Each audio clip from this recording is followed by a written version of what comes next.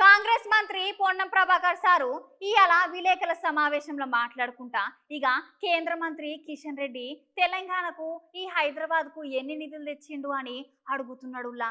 గట్లనే ఇక హైదరాబాద్ ని స్మార్ట్ సిటీ చేస్తా అన్న కేంద్రం ఇప్పటి వరకు ఒక్క రూపాయి కూడా ఇవ్వలేదని కిషన్ రెడ్డి మీద ఇక మంత్రి Ponnam Prabhakar sir గరమైతున్నాడులా.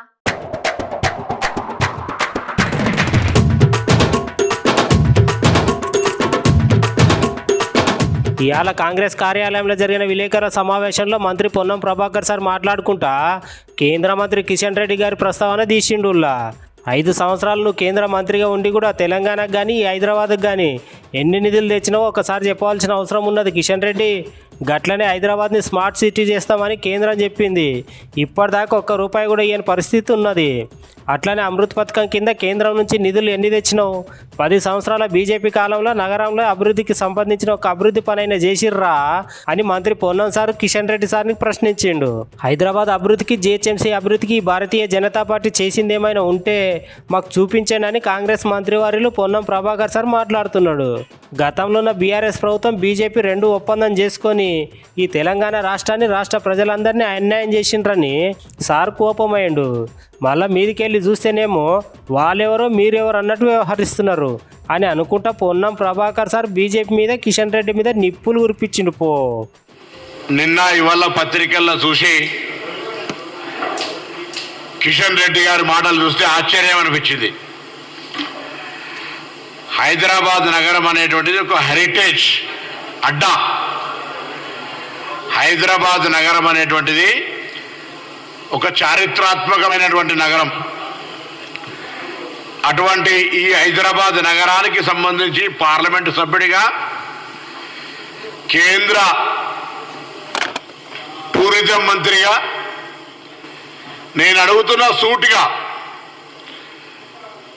Archaeology department కావచ్చు, హెరిటేజ్ డిపార్ట్మెంట్ కావచ్చు, టూరిజం డిపార్ట్మెంట్ కావచ్చు. ఇప్పుడు బొగ్గు కనాలి గత 5 సంవత్సరాలే ఉండే. ఇప్పటి శాఖ గురించి అల్లే ఇప్పుడు 5 నెలలే.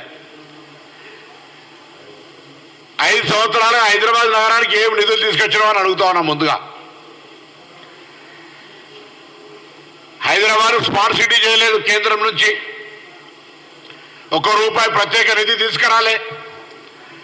అమృత్ పథకం కింద 1 రూపాయి తీసుకురాలే. కేంద్రంలో నగరాల అభివృద్ధికి సంబంధించి 10 సంవత్సరాల బీజేపీ కాలంలో హైదరాబాద్ అభివృద్ధికి, జిహెచ్ఎంసీ అభివృద్ధికి భారతీయ జనతా పార్టీ చేసింది ఏమైనా ఉందా?